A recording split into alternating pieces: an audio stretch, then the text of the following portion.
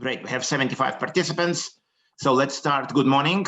Welcome to the second day of the school. We have 4 lectures, 2 in the morning, 2 in the afternoon. And the rules are the same as yesterday. If you have immediate question, please unmute yourself and ask a question.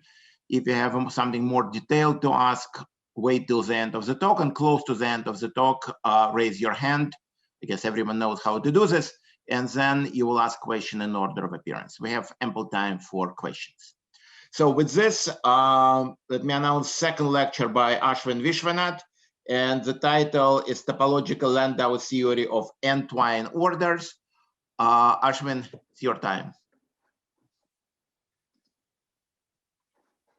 Great, thank you, Andre. And yeah, so let me get started on part 2. So if you, I'll briefly review what we did last time in part 1. And talk a bit more about what happens when we add charge. We were talking about the insulating phase, if you remember last time, and we talked about the flat bands, but today we'll try to add charge and ask what happens. Okay, and we'll see that this theory that we wrote down last time, although it appears to be a theory for some kind of magnetism, some kind of flavor ordering, secretly has the ability to incorporate the charge degrees of freedom. Okay, so that will give us a very natural way to talk about doping the system, and we'll try to understand the consequences. Okay, so so let me go back to this phase diagram that we pointed out last time, the experimental phase diagram. As a function of filling, -4 to +4, and we were interested last time in the insulators, and now we're going to move away and try to talk about these superconducting domes that you see that are observed in experiment, or at least what does the theory tell us? What does the theory we had before predict when we move away from the integer filling? So we'll mainly be interested in Euclid 2, and this was the picture we had. We had these opposite churn bands that to a good degree of approximation lived on, were sublattice resolved, and there were four levels in each churn band corresponding to the 2 valleys and the 2 spins. Okay, and for this purpose, to think about a simplified theory, we can ignore one of the components. So for example, you could call that spin. It could actually be spin valley locked quantum number as well. That's just a different flavor you could think about, but just to make it simple, let me say we project into a single spin, and the only degree of freedom left is the valley degree of freedom. Okay, and that's what I'll call pseudo spin. So last time we had developed a theory which was essentially telling us how how the electrons fill one of these bands. They pick one and they fill it, and similarly on the other churn sector. And we had identified some simple rules. So one of them was, any of these linear combinations over here, you can represent by a unit vector on the block sphere.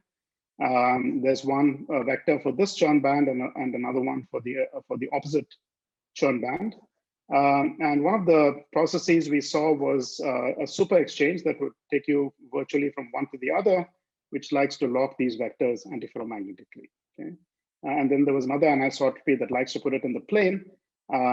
But essentially, I can think about the physics in terms of these 2 vectors. It's some kind of a sigma model, if you like, a theory in terms of a unit vector, which has this kind of a pair of unit vectors, which has this kind of antiferromagnetic coupling.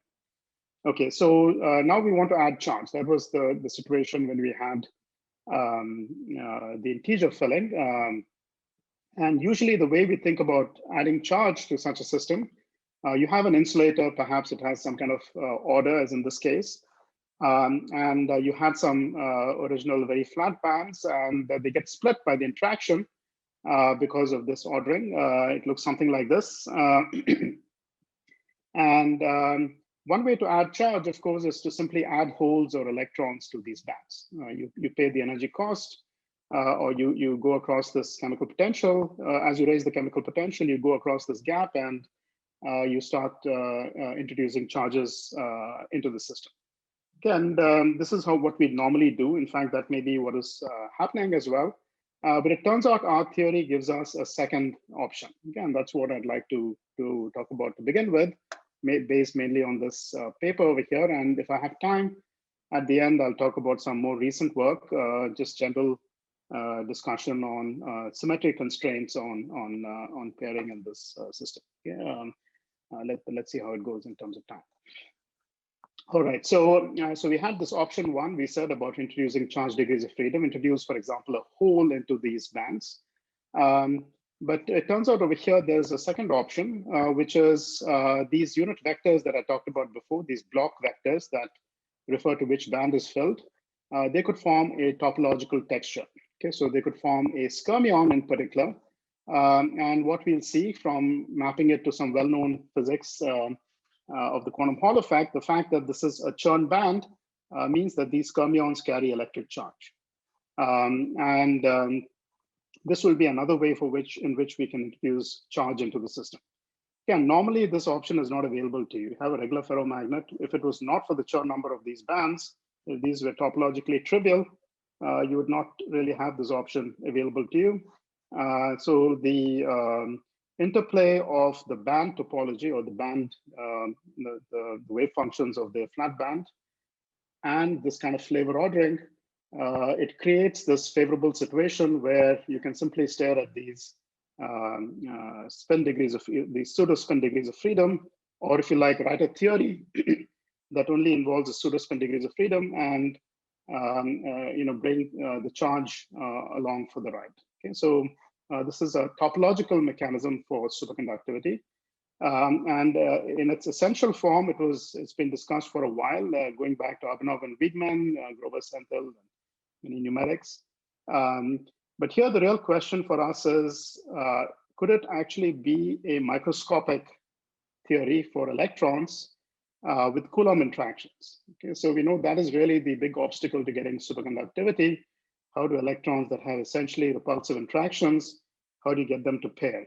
Okay, and the question is whether this mechanism, while conceptually, certainly has the possibility of superconductivity in it, if you have a model which is predominantly repulsive, the interactions are predominantly the Coulomb interactions, could you still get pairing and superconductivity? Okay, so that's kind of the question. And the second question is, could this be relevant for twisted bilayer graphene? All right, so in order to discuss this, we want to further simplify the problem. We see we have two Chern sectors over here with a unit vector in each of them. What if we were to just restrict attention to one side? Okay, just one of one Chern band. Actually, it's a pair of them. There's a pseudo spin degree of freedom. You want to half fill it. Okay, so this is like you could be pseudo spin up or down, and you pick down. Of course, you have the entire block sphere worth of such configurations, and what happens in that case. Okay, so it turns out that is essentially a problem in quantum Hall physics because you're in a single Chern band. You're not looking at the opposite Chern sector. And it's actually been solved many years back in the context of the lowest lambda level. Okay, so let me tell you about that, review that physics, and then we'll add the other sector and see how things change. Okay, so it turns out adding the other sector is going to be very important as well. All right, so here is the integer quantum Hall effect. Usually it's explained as you just fill lambda levels, but there is a caveat over here. Often in many materials, the G factor is very small. Or at least in some important materials, the G factor of the coupling the spin to the Zeeman field of the applied magnetic field, that is small. So even when you fill the lowest lambda level, you have to discuss how the spin degeneracy is split. It could be spin up or spin down. You have electrons, you have as many electrons as states in the lowest lambda level, but they have a spin degeneracy. Okay, and what was understood many years back is that even if you had no Zeeman coupling, you would still get a ferromagnet. Okay, the spins would spontaneously polarize so that you get you take advantage of the exchange lowering of energy, and you don't really pay any kinetic energy cost because of the flat band of the lowest lambda level. Okay, so you get a spin ferromagnet, and the gap that you get, this gap delta, is set by the Coulomb scale. Okay, it's essentially the Coulomb interaction at a separation which is given by the magnetic length, the size of each of these, effective size of each of these orbitals, the Landau level orbitals. So this is the situation in this lowest Landau level, and in a way, it's just taking this interaction. We had the interaction like this before, density-density interaction. You project the density into the lowest Landau level. It has two components, the two spins, and you ask what the ground state is, and you can show that it's a ferromagnet by using very similar techniques to what I talked about. Okay, so in a way, this is the best understood quantum ferromagnet, and you can ask various questions about it. For example, you can ask, what is the energy gap? Actually, let me briefly go over this since this is a school. There's a very nice review due to Steve Gervin, which I very highly recommend if you want to learn more about this, these quantum Hall ferromagnets. Okay, so what you do is similar to what we did before. You project density into the lowest Landau level, and you get some form factors. Can the form factors modify the naive Coulomb interaction? And they give you this kind of these kind of Gaussian factors. Okay, and then you Fourier transform back. You get the Coulomb interaction at large distances, of course, but at very short scales, you don't get the divergence of the Coulomb interaction. Instead, you're cut off by the magnetic length. So you get some energy EC, which is essentially the Coulomb scale at the magnetic length. Okay. So you can talk about the energy cost of making a particle-hole pair, creating a particle-hole pair and dragging it apart to infinity. That energy cost is finite, and it's essentially set by this Coulomb energy scale. Okay, that's this gap over here. You can also ask another question that is very typical for ferromagnets. You can ask, what is the stiffness of this of the order parameter? That's what will set the spin wave dispersion, the coefficient of the spin wave dispersion. And at first sight, it may appear this is a flat Landau level. It's a flat band. How do you get kinetic energy? But it turns out spin waves are actually charge neutral, right? They're electron-hole pair. So they can actually get a dispersion. They can move. They can propagate in straight lines, although charged excitations like electrons cannot. And again, by looking at this potential between a particle and a hole, you can essentially extract the spin wave stiffness. And we'll come back to that point when you have dipoles in the lowest Landau level or in a magnetic field. The dipole moment will be related to the actual momentum. Okay, so a similar mechanism happens over here. I won't go into the details, but it's important for me to establish what this stiffness is. You get a stiffness for these for rotating the ferromagnetic order parameter spatially, for making it change spatially. And the coefficient, again, is set by the Coulomb scale, right? It's some Coulomb scale is divided by some factor of 16 pi. So the actual number may look much smaller, but again, it's set by Coulomb interactions. And this, I've written it in terms of the gap. We'll see why in a second. Okay, so we have, in this case, this quantum Hall ferromagnet, you understand everything about it. And we can proceed and ask, how do you add charge to this problem? Okay, and of course, quick question. Go ahead. Yeah, so I was just wondering, at which place does spin enter the consideration of the Coulomb energy you're describing here? It's just the charge that interacts, of course. Right. But there is this exchange effect, right? That if you have parallel spin, you have to antisymmetrize the orbital wave function, and that keeps the electrons apart. Oh, I see. Automatically. So that's really the exchange energy that you gain. It's just like Hund's rule in atomic physics. Yeah, the same kind of physics is at play. I see. And that's the physics responsible for cutting off the divergence of the Coulomb energy? This is really, you can ultimately say that this energy scale is related to that exchange energy. It works that way as well. I see. Yeah, Thanks. so when you have like a correlation hole, if you like, because there's an electron, you can't put another, because of the antisymmetry, you kind of naturally force away the other electrons, and that gives you, a gain, and that ends up being this quantity as well. I see. All right, so so you could pay energy cost delta and add charge, but it turns out there's another option which is available to you, which is these topological textures. Okay, so when you add excitation over here, add a unit of charge, instead of just flipping one spin, normally that's what we would do, we'd add a particle over here. You can take the ferromagnet and form this fermion-like texture. It's up at the boundaries, and inside it's down, and in between it goes, it maps to every single point on the Bloch sphere. The realization in these papers was that this texture, in the context of the quantum Hall effect, actually carries electric charge. Okay, and so if you remember, quantum Hall is there's an association between the Aharonov-Bohm flux that the electrons see and the electric charge.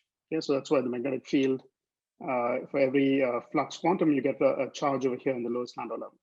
Okay, but there's a different way in which you can see the analog of an Aharonov-Bohm phase, which is through the Berry's phase for the spins. Okay, so if you have a spin texture, electron moves through the spin texture, it locally follows the spin, and it maps out some trajectory on the Bloch sphere. It gives rise to a Berry's phase.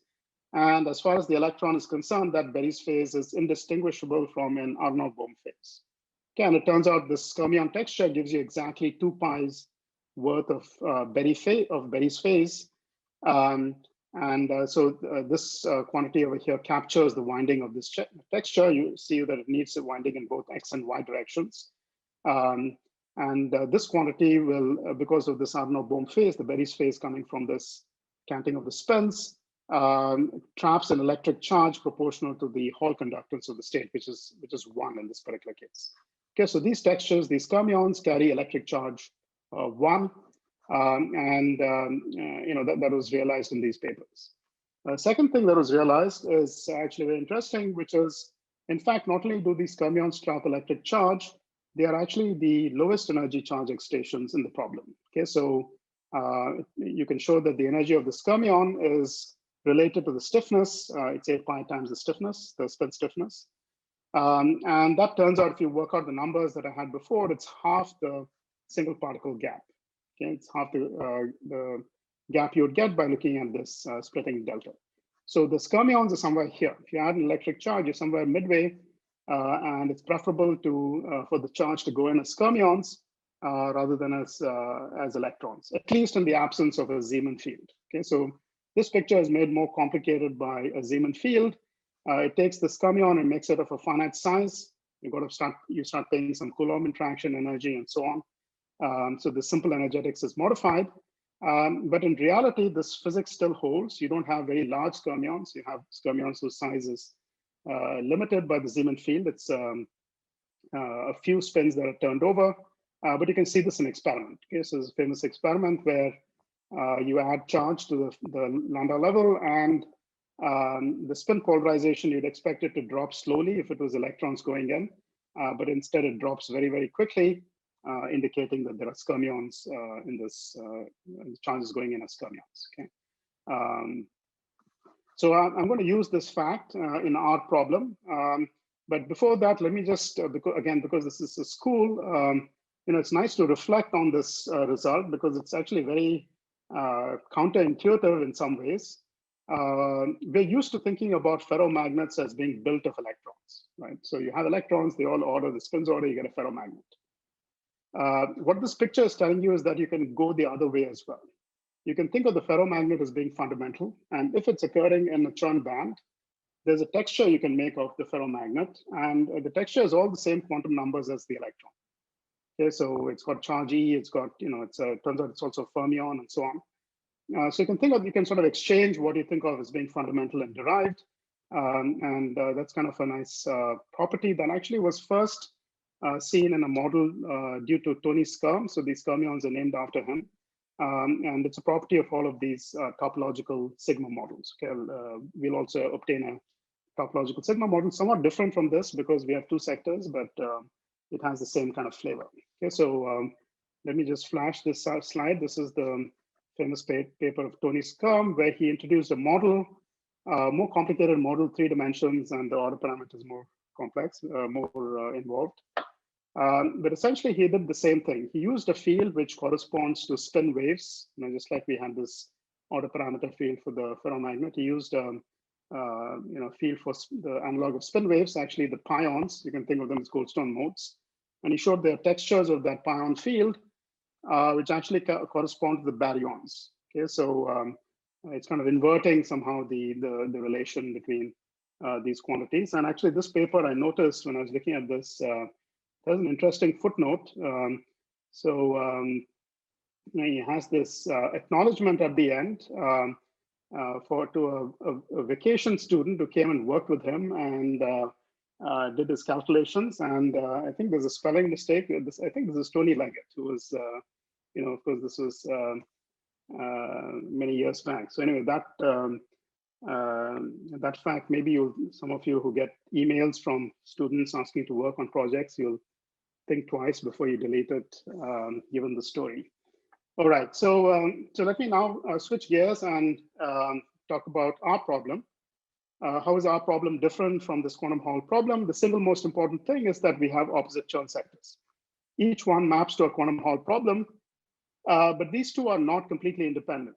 Okay, so we said that there are these super exchange interactions that like to make an antiferromagnetic coupling between these sectors, and this is the rough scale as best we can estimate it. It's about a milli-electron volt that couples these sectors together.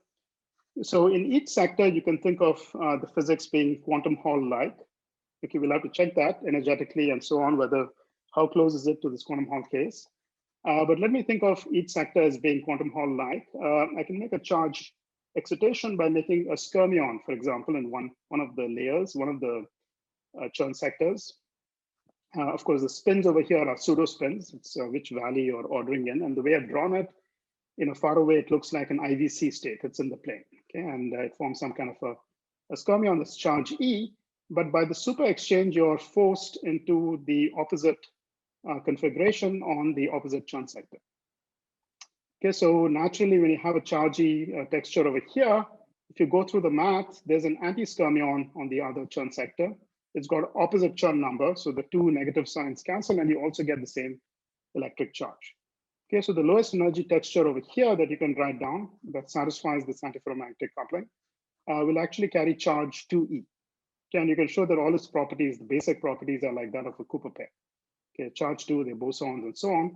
The question is, when I add electric charge to this problem, could it be that the cheapest charge excitation is really this kind of texture, which corresponds to a Cooper pair?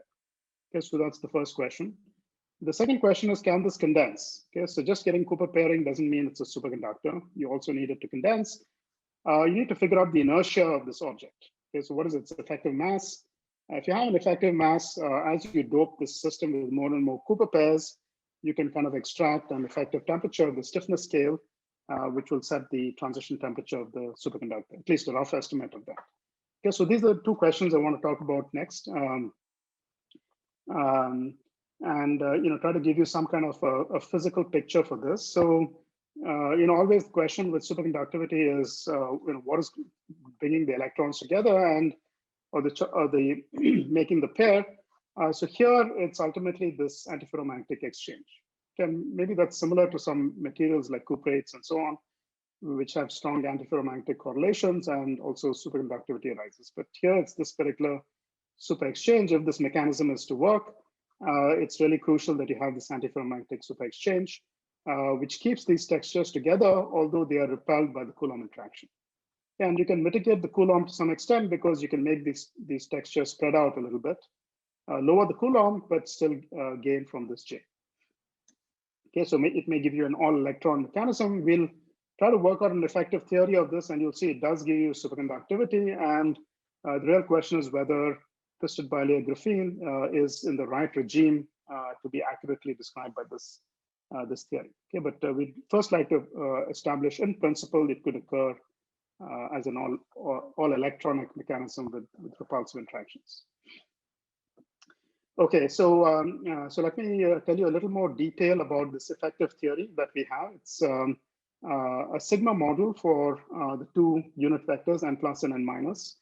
We know that they like to be opposite, n plus likes to be opposite to n minus. So we can fix this this kind of nail field, a staggered field, sorry, a staggered vector n, and integrate out all the fluctuations around that. Okay, so for example, ferromagnetic configurations of n plus and n minus, where they point parallel to each other, will be gapped, and we can integrate that out and derive an effective theory. The nice thing about this theory is we have estimates for all of these parameters that enter the sigma model. Okay, very much like we had it in the quantum Hall effect. We could estimate, we could figure out what the stiffness was and so on. So you have some, gradient term. This is the stiffness of this IVC order, for example. We can calculate that, or at least estimate it from what we know about interactions and the band structure details. There is a compressibility and a second time derivative term for the n vector. So this is very important, actually, it turns out. If you have the quantum Hall ferromagnet, you only have the first time derivative term, which is really the Berry's phase for a ferromagnetic spin. Okay, it's only when you make the antiferromagnet that these Berry's phases cancel out and you get the second derivative term. And we'll see this is important later for giving inertia. You don't have the Magnus dynamics, you instead have the dynamics that can lead to particles condensing and so on. Then we have this term, which is unusual in a sigma model. It tells you that this model for, which is essentially a model for flavor ordering n, the topological textures of that carry electric charge. Okay, and therefore they couple to the chemical potential. Okay, so this is a magnet that you can make a change by applying chemical potential to it. Okay, so you can capture all of that within this effective theory. And of course, there are Coulomb interactions. The way Coulomb interactions enter over here is a repulsion between topological textures. You write this topological texture density times the Coulomb interaction times the density again. Okay, so those are the pieces inside the sigma model. And our goal now is first, of course, we want to estimate all these parameters. The first thing we'd like to understand is how expensive are the charge excitations in this theory. Okay. Okay, so we can make an estimate of this. The estimate is good in a certain regime, in a sort of a semi-classical regime where the skyrmions are big. So we take this effective model with the antiferromagnetic coupling. So I've stepped back a little bit. I've gone back to this n plus n minus model. We make the skyrmions, and depending on, and you look at this ratio, okay, the energy to make skyrmions versus the energy of making regular excitations by going across the band gap. And when this thing is below 1, it means that the skyrmions are preferable. And okay, so you can think about changing the angle, which has to do with changing some of the effective parameters in this model, like the stiffness and J and anisotropies as well. Actually, this part neglects anisotropies, so that's a caveat. What you see is that if you make this go closer to the chiral limit, this is fairly close, 0.27. You can make it bigger, even 0.5. I think it turns out that the skyrmions have an energy similar to the quantum Hall effect. It's like half the energy of making particle hole pairs. So you definitely prefer skyrmions in this limit if you neglect the anisotropies. If you go closer to what the best estimate we have from band structure, again, maybe an overestimate according to some other recent work. If you go to this thing, it's close. Okay, the skyrmions are not much lower in energy, but they're of the same order as the electron hole excitations. I think for our purposes, this is good enough for us to think about skyrmions seriously and try to develop a theory of them. Okay, so the microscopics is not saying they're extremely expensive compared to other charge excitations that may be there. Okay, so the lesson I learned from this is that it's probably okay for us to begin with, to ignore the fermions, to ignore the electrons, and think entirely in terms of the sigma model, even when we think of doping the system. Can I ask a question about the previous sure. graph? So is that a numerical simulation or an experiment? I wish it was an experiment. No, yeah, because I'm asking because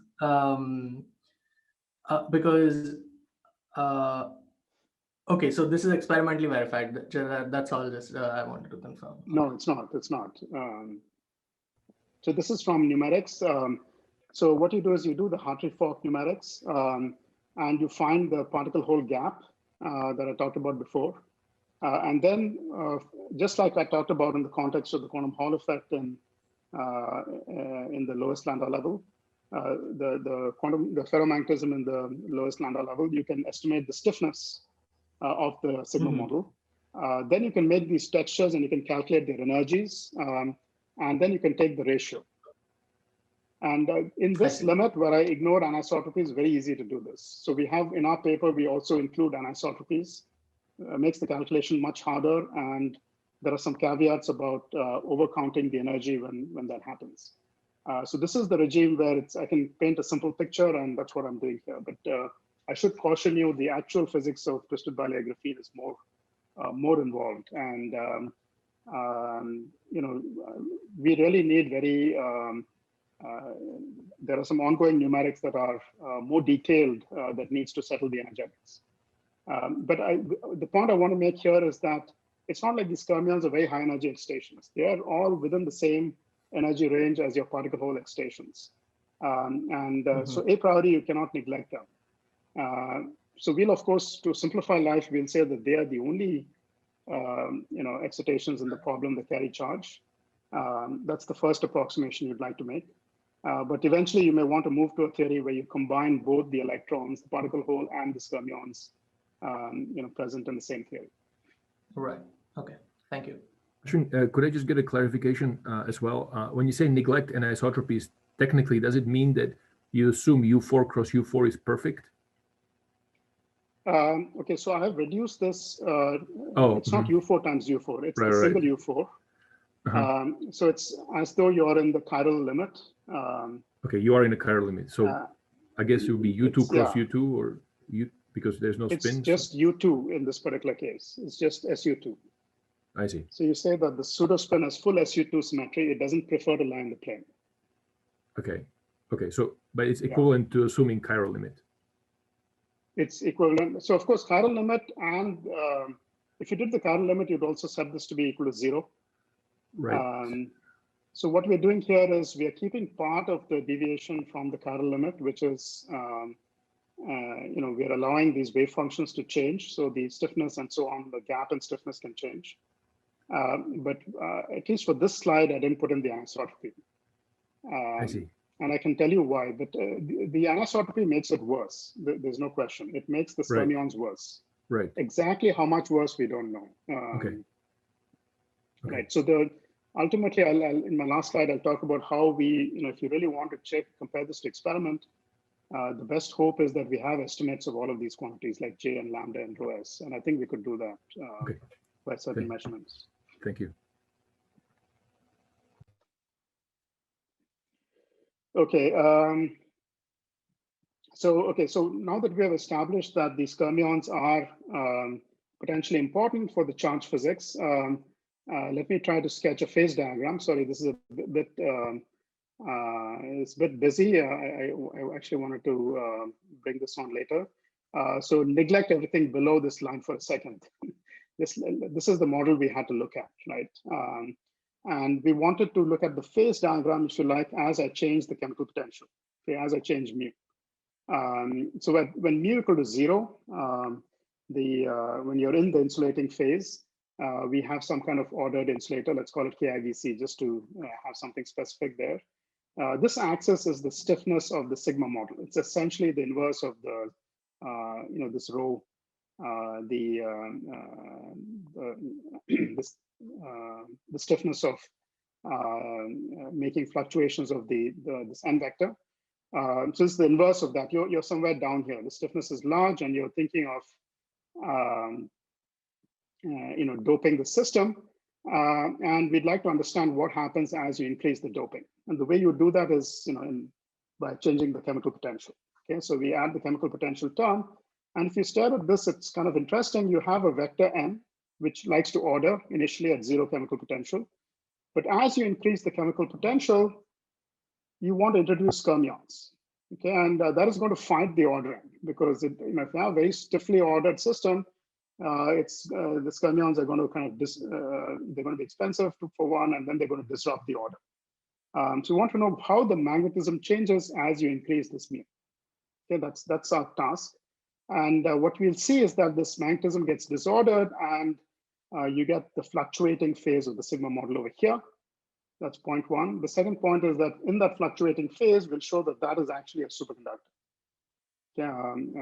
That's kind of what you'd expect, because the fluctuating phase is kind of a condensate of skyrmions. Skyrmion density is changing everywhere, and that's like a superfluid. Skyrmions are charged, therefore it ends up giving you a superconductor.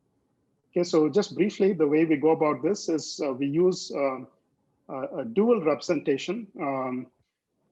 So we know that you can represent this vectors by n, but there's another way to represent a vector on the block sphere, which is the spinner, right? Z1 and Z2, simply the wave function of which combination that you use in order to select the occupied state. Okay, so we'll use this called the CP1 representation. You write it as a pair of complex numbers. You can always go back to the n vector by making this combination with the Pauli matrices. Now, the thing you notice is that in this representation, like all wave functions, there's a phase ambiguity. And so for a given n, you can have different choices of the overall phase. For z, you'll get back the same n. And that'll appear when you rewrite the same theory in terms of these variables, z1 and z2. You end up getting a theory that looks like this. It's also got these gradient terms. But because of the phase ambiguity, there's a U1 gauge field that appears. Okay, and that's really the flux of this gauge field, curl of little a. The magnetic flux turns out to be exactly the same as the skyrmion density. Okay, so it appears in the effective action. The chemical potential couples to the magnetic flux of this gauge theory. Okay, just a rewrite of this original problem. So you can think of this. This is a nice representation. It's kind of a dual representation, where there's one phase where the stiffness is large, J is large. There's no chemical potential, where you simply condense the Z's. Okay, that corresponds to this ordered phase, the ordered insulator. Okay, so I've written it over here. In the new language, the expectation value of Z is non-zero. Okay, but then you start cranking up mu. And what mu is in this effective theory, it looks like an applied magnetic field, a dual magnetic field. Right? It's not real, they're not the real magnetic field. And because it's trying to force in a magnetic, a B field, it's like an H, if you like, right? So you replace mu by H. And as you crank that up, you're going to frustrate the ordering of C. It doesn't like to order anymore because it's got this background field. Your question? So I have a question. Sorry. Yeah. So my question is that what is the mu in the first line of the theory? Is this the chemical potential felt by the electrons? Felt by the electrons, felt by the charge, yeah. But like right. the skyrmion is like you're just moving electrons between like two term bands. Why does they have different like chemical potential there? It's not a question of different chemical potentials. It's if I have electric charge in a theory, and I write down the Lagrangian for the theory, you'll have a linear coupling between the chemical potential and the charge. Right? There's a mu times rho. Rho in this particular case is just the skyrmion density. The skyrmion texture carries electric charge. So if you like, this is the zeroth component. I don't know if you what your background is, but if you like, this is the zeroth component of a 3 vector. You can do n dot d mu n cross d mu n, antisymmetrized between mu and nu. You get like a vector, a 3 vector, and the zeroth component of this one corresponds to electric charge, and the ones that involve time derivatives are electric current, essentially. I think like when you do this model, maybe you have like a background charge like in the first place, so you cannot like reset the 0 point in that case, right? Well, yeah. You measure it relative to a background charge, yeah. So this is adding charge to the insulator, right? Okay, thank you. Mm-hmm. I have a quick question. So, yeah. In this case, can you have the configuration of the skyrmion lattice with the Coulomb interaction? Yes, very good question. Indeed, that could happen. That could be a ground state. So you have to actually do the calculation and see what phase you get, what the phase is that you get when you dope it. And we did it in a particular approximation. I'll tell you about that. But you're right. Instead of getting a superfluid, you could get a Wigner crystal of Cooper pairs, if you like. You could also get a Wigner crystal of electrons if the J is not strong enough. The skyrmions and anti-skyrmions can break off from each other, and you can get a Wigner crystal of electrons. All these options are on the table. You're right. So I'll tell you the calculation that gives us a superfluid in a second. Also, are we neglecting the V Coulomb in this dual representation, or is it somehow included in? It's included. It's included. Yeah, I didn't write it. Good question. I didn't write it, but essentially it is a B times B interaction. So B is really the charge density now. Okay. So we've gone to dual variables where the electric charge is now the so-called magnetic field. And so this gives you some sort of magnetic permittivity, right? It's a B squared kind of term. It's non-local, et cetera, but it's essentially some kind of a permittivity, like mu times B squared term in the effective action. Okay. So mu is now being used for the permittivity. Yeah, so, okay, so, and what we'll see is that when we increase this mu, this is going to get disordered. So we don't, at least in our calculation, we don't find a Sturmion lattice. And this simply gets disordered, which allows this vector potential, this A mu, to be free. It just fluctuates. It's like in a photon phase. And if you want to know, that turns out to be a superfluid. The photon, it turns out to be dual to the superfluid Goldstone mode. And what we're interested in when you're talking about a superconductor or any theory of this kind of superconductivity, you're really after TC. You want to figure out, you want to estimate TC, see if it is reasonable. And then this, the way it works, the quantity you need to calculate is the coefficient of the time derivative of a term squared, right? It's like the, in this dual variable, this is like E squared, electric field squared. So this is like the effective dielectric constant of the dual field. After you go through this change of variables, that will turn out to be nothing but the superfluid density. That's what we want to calculate. We want to increase this so-called magnetic field, dual magnetic field. You go from a condensed phase to like a Meissner phase, where all the dual charge is gapped. Then you want to find the effective dielectric constant of that theory, and that will be related after change of variables to the superfluid stiffness, which sets the TC. Okay, so this is what we did in this paper. We solved this problem using the so-called CPN. From these two fields, you generalize this to n fields, and you can use a large n approximation to solve this problem.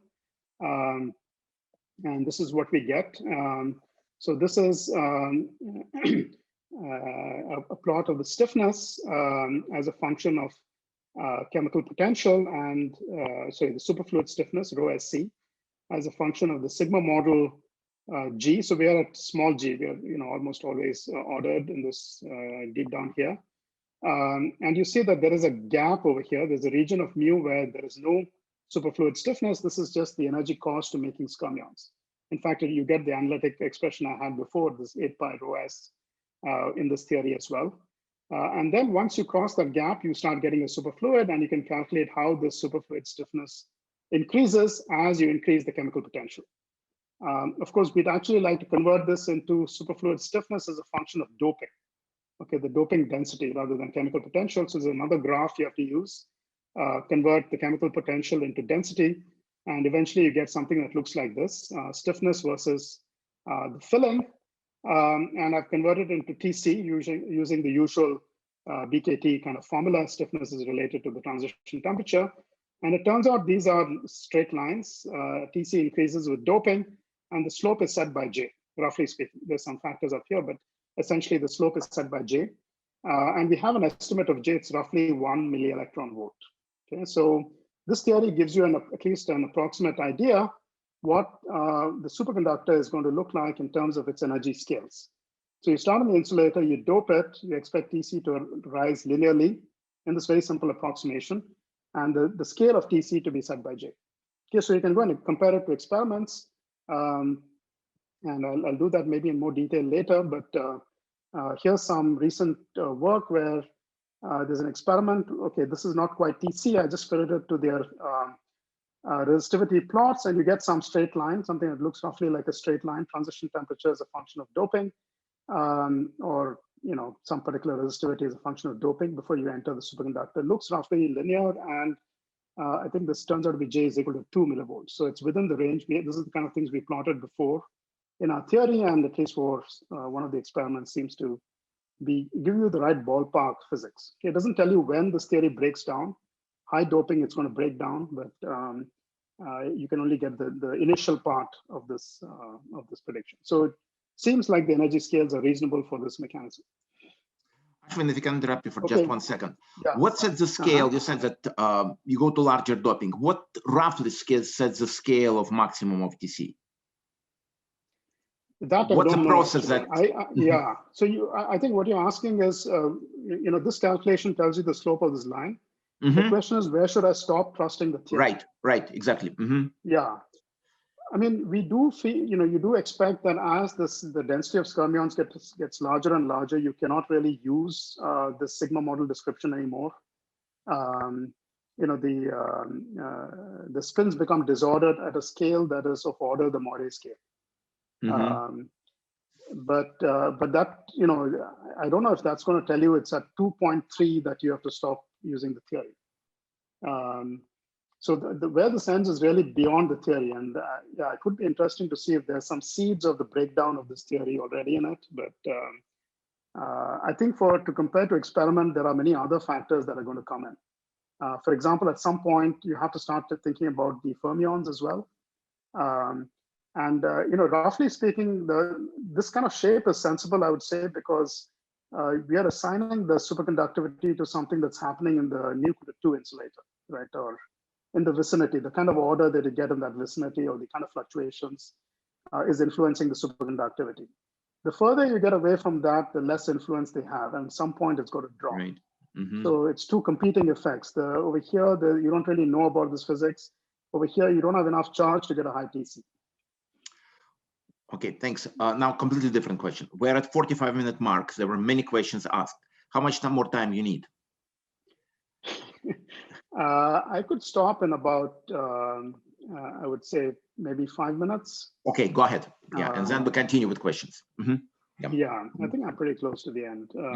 I had some thing about numerics, but I can skip that and people can ask questions.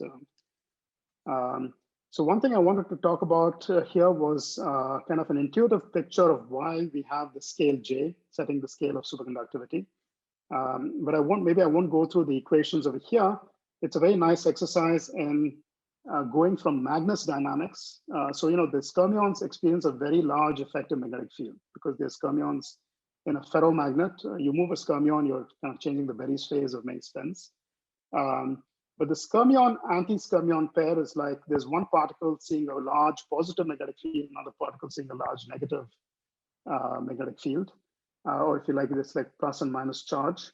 And so although each of them has this kind of Magnus dynamics, very large magnetic field kind of dynamics, when you put them together with some attractive potential, they end up giving you an object that has inertia, that has an effective mass.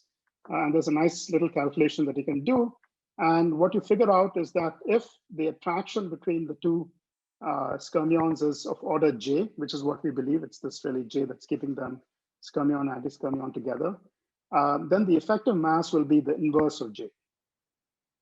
And it's just really this property of Magnus dynamics that position gets translated into momentum, and then you can read off the effective mass.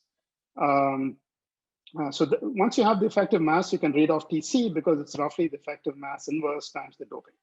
And that's eventually, if you wanted to find an intuitive way of how this all works out, this is really how it works out. Okay, one important thing, sorry, Andre, I thought I have maybe a little bit more than 5 minutes. I just wanted to mention trilayer graphene very briefly, and then I'll stop. Okay, so one question that you can ask is, if we think we understand this mechanism for superconductivity, can we predict other platforms where this could happen? What are the essential ingredients? Okay, even if the mechanism is not perfectly right, if it's capturing some of the physics, the key thing that we used was really the fact you have this tunneling between opposite churn bands. Okay, and the question is, are there other systems where you also have this kind of churn band picture and this effective tunneling? Okay, so often many of the systems we look at in Morey materials, for example, this HBN proximatized twisted bilayer graphene, there's a splitting between the A and B sublattices that gives rise to splitting, energy splitting over here, and you do not have this kind of tunneling giving you J. Okay, there's no super exchange. You want to focus on things that have a symmetry that relate these two churn sectors. Okay, so we focused on things that have the C2T symmetry. We thought, at least for our mechanism, it's kind of important. What are the other systems that have this kind of C2T symmetry? And actually, there are not that many. There's only one other we could come up with, which actually Islam had come up with sometime previously. It's like a tri-layer sandwich. You take 3 layers, keep the top and bottom layer aligned, and only rotate the middle layer. And you can show that this also has flat bands. This also has the wave function is very similar. You do have an extra band, this Dirac band going through it, but it's very dispersive. Okay, but it turns out the magic angle is different for this problem. It's larger by a factor of square root of 2. So anyway, we propose this may be a good place to look for robust superconductivity. And we suggested it to a couple of experimentalists who usually, experimentalists don't listen to theorists who tell them about superconductors. There are these famous rules, but these 2 groups did. And recently there were these experiments that came out. They see robust superconductivity in this twisted tri-layer system. They go to this new angle, 1.55. And that's where they see the physics. And also it seems to be strong coupling superconductivity. So in fact, the experiment I showed you was actually from this particular paper. TC rises as you dope, and you get some kind of, if you try to extract the coherence length, it's very short. It's sort of very similar things are seen in this paper that came out a little later, also on the same system. Okay, so I won't, this is just this comparison. And there's something about tri-layer, and if there are questions, I can also talk about these symmetries for pairing. Sorry, okay, so let me just end with my conclusions. I try to convince you that these fermions give you a way to think about superconductivity. It's a strong coupling mechanism. It's not related to the local density of states or any of those things, and it gives you a natural connection with the ordered phase at neighborhood 2. It also emphasizes the role of C2T symmetry, and at least in one case, it helped us to predict a new platform. The question is, again, are there other such platforms, or there's robust superconductivity in other entirely different settings? There are many future directions. One is we touched upon in this question that Oscar asked. I think if you look at collective modes, you can estimate all of these, experimentally find all of these relevant parameters. We'd be in a much better shape to make quantitative predictions. And I think realistically, you also need to include fermions into the theory. So actually, that is, I believe it is possible. And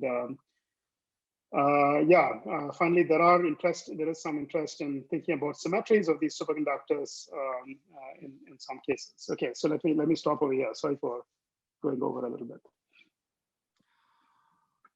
Okay, Ashwin, many thanks for very clear talk. There's a number of people who raise hands. Let me actually start with Yushan Wang, who could not raise hand, but he sent a message about his desire to ask a question. So Yushan, you're first. Okay, yeah, thanks, Ashwin. My question is about the region on the phase diagram that's above the TC that you calculated from the nonlinear sigma model.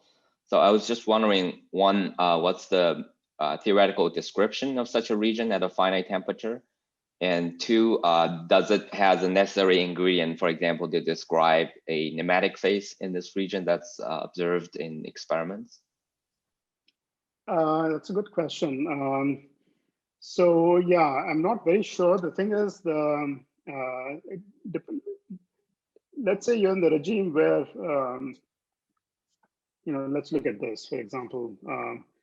So let's say you're at very small doping and you have a pristine sample, you don't have disorder and stuff like that, that actually right. You probably do. Then if you go above the scale, you expect this is a very low temperature where you get superconductivity set by the density. Mm-hmm. You go above it, presumably you still have pairing, right? So I mean that's not unique to this fermion mechanism. Any strong coupling mechanism would tell you that it'll be like a Bose metal. Right, yeah. It should be anomalous. Transport properties should be anomalous in this region. But can we calculate that? I don't know. I don't think so. But it's a good question. Nematicity, it's not obvious in this picture. There is a tendency for these systems to be nematic. I kind of mentioned it in my previous talk. And it's again, you can kind of understand it from this picture of these opposite churn bands. We worked in the limit where the berry flux is more or less constant. But in reality, the flux is somewhat concentrated near the gamma point. Actually, it's sort of concentrated at the gamma point, and then you can show that these modes that go between the Chern sectors actually have low energy. So those turn out to be nematic modes because they have different angular momentum. So there is a low energy nematic mode in this problem. Whether it condenses or not is related to this question of whether it's actually there's nematic order. But we have not really thought how that interplays with this superconductivity theory. Okay, thanks. Okay, wonderful. We have many other questions, so let's try to go ahead and just Ashwin, you have 10 minutes and 5 questions, I guess. Said? Yes, just quick question. Is there any way to get any information about possible topological properties of the system, whether the superconductivity is topological using this Skarmian formalism? It does not necessarily, in the simplest version that we talked about, where it's all coming from skyrmions condensing, no fermions around, it's not topological. It's not topological in the sense that you're saying, where you have edge modes and things like that, because it's kind of a strong coupling superconductor. Yeah. So even if it had, for example, D plus ID symmetry, it would not be topological. That's the quick answer to your question. So it's topological mechanism, but not topological superconductivity. I see. Thank you. Yarden? Yes, thank you for the talk.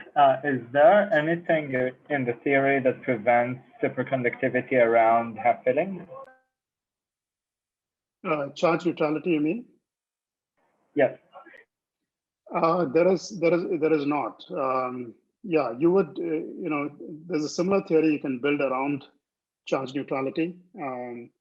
There's one thing that's different though, which is the thing I was going to mention before, but it has to do with this flavor polarization. So, all these, in our theory, we kind of polarized one of the flavors and then looked at this effective theory. If you're near charge neutrality, you're in a flavor unpolarized regime, and you're trying to make a superconductor out of that.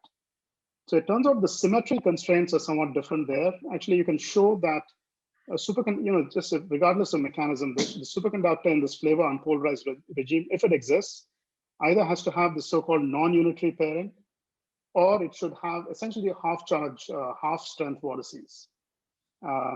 So the symmetry consideration is somewhat different over here, and that may play a role. And actually, if you look at all the experiments, there are very few experiments where you have superconductivity without flavor polarization. So I think there's one example, but if you look carefully, not just look for insulators, but look for this reset. Pretty much all the superconductors that are seen are after the reset occurs. So maybe that has something to do with it, but I don't know. In the naive version of the theory, you can look at the sigma model around charge neutrality. It's more complicated, but you can get skyrmions and superconductivity. But it will obey these constraints. Yeah. Song Kyung? Hi, thank you for the talk. I wonder, is it possible to find an analog of moderate state in the magical angle twisted bilayer? Analog of the modulated state, you said? Yeah, of the moderate state. Because you show there is some similarity between the orbitals in chain band of magical angle twisted bilayography and the fractional quantum Hall states.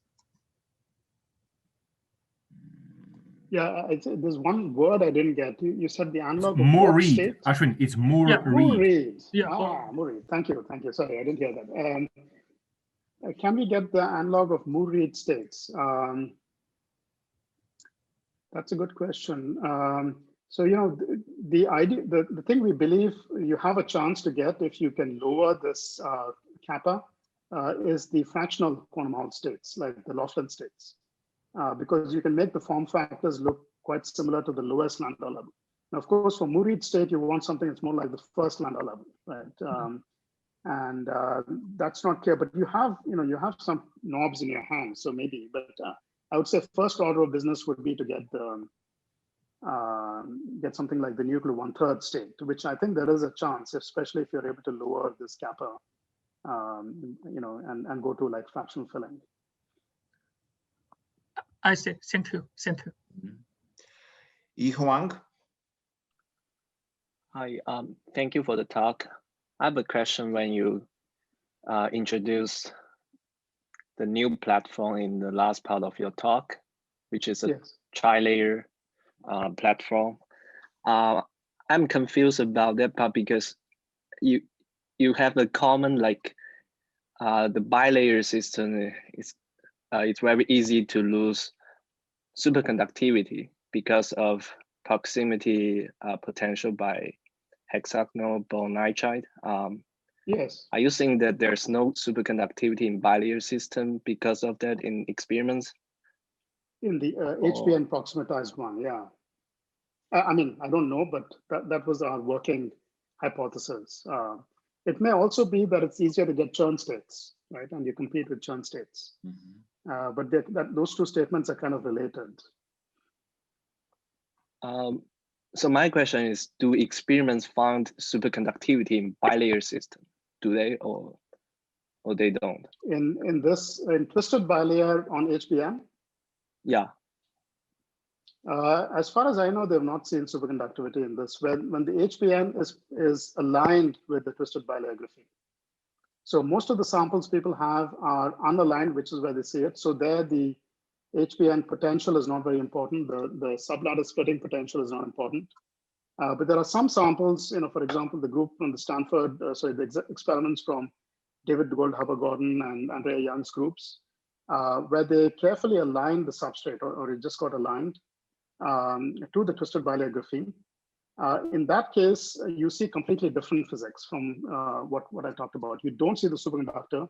You see a very prominent insulator at charge neutrality. And then if you go to filling 3, nuclear 3, you see a quantized Hall effect. So that is believed to be because of breaking of the sublattice symmetry from the substrate that splits these levels like this and ends up giving you a isolated churn band. You still have to break the value, so you still have to pick a value, but otherwise isolated. So it's very sensitive to environment, correct? Very sensitive to what? Environment. You have to carefully align it, so it's not that sensitive. I see. Thank you. Let's go to the last question. Gal Shavit. I was wondering if you can comment on the functional dependence of this parameter J on Coulomb repulsion, screening, and so on. So one has to calculate this in each case. So the way we figure out what J is, we look, for example, in a Hartree fork, you have different states, different kind of ordered states, and the splitting between them is related to J. But roughly speaking, it's something that scales with interactions. It looks like T squared over U, but the T itself is derived, a part of it is derived from the interactions. Naively speaking, you would say that it would increase with increasing interactions, but one would have to, in each case, you have to look at what the parameters are. It actually varies with the angle and stuff like that. So, but I think the best hope is if you can measure J, and you can do it by looking at the collective mode spectrum. So in a given sample, if you can measure it, then you have an idea whether you've changed it or you have changed something completely different and you're assuming it's a change in J. Okay, thank you. Okay. Ashwin, many thanks for 2 wonderful talks. Thanks from everyone. And we have 5 minutes. Let me just say one. Yeah, can I just say one more thing? We have, I've put up these lecture notes. I don't know how many of you got to it, but maybe I can just put it again in the chat. And we'll kind of update it with today's stuff as well. So it's in the chat. Okay, thanks. Very good. Thank you.